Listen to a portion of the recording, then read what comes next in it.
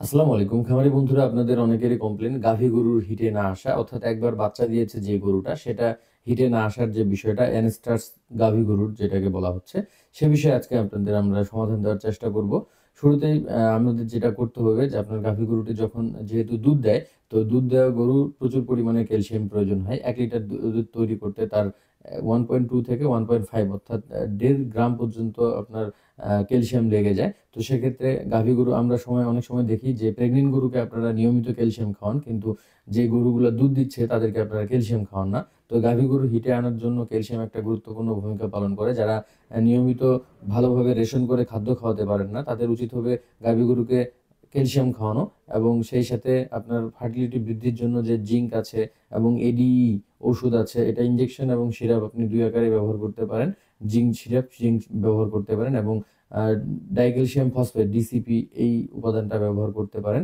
পাশাপাশি এখানে যেটা গুরুত্বপূর্ণ সেটা হচ্ছে কৃমিনাশক করানো।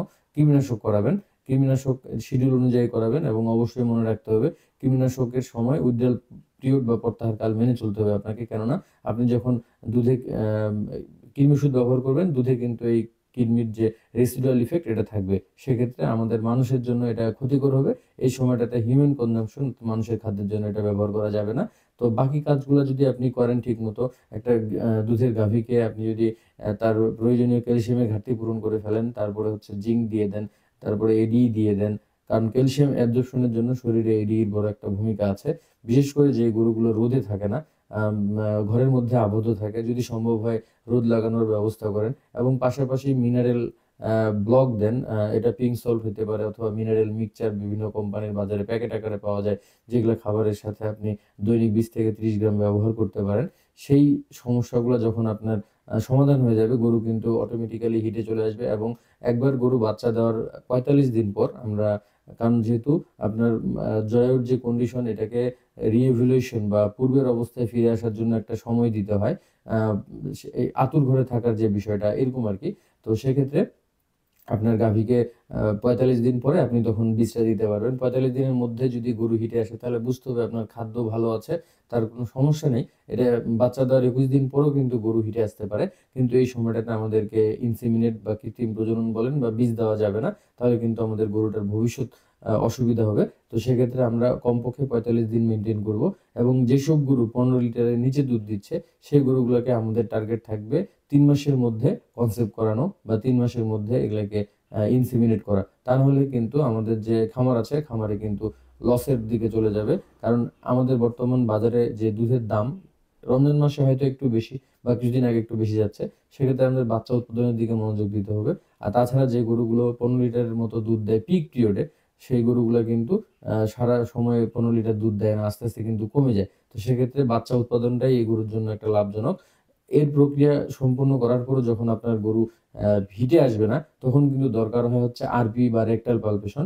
সেই রেকটাল পালপেশন করার মাধ্যমে যখন আপনার গরুর প্রকৃত রোগ নির্ণয় হবে, তখন কিন্তু আপনার চিকিৎসাটা আলাদা হবে। এটা অবশ্যই আপনি একজন রেজিস্টার্ড ভেটেরিনারি সার্জন দ্বারা করাবেন। তাহলে সুবিধা হবে কি, আপনার অর্থ অপচয় কম হবে এবং সঠিক চিকিৎসায় দ্রুত আপনি গাভীটাকে হিটে আনতে পারবেন এবং কনসেপ্ট করাইতে পারবেন। কারণ এখানে মেট্রাইটিস, এন্ডোমেট্রাইটিস, হ্যাঁ, সাবক্লিনিকাল এন্ডোমেট্রাইটিস এ ধরনের সমস্যাগুলো থাকে, যেটাকে জরায়ুর ইনফেকশন বলা হয়ে থাকে।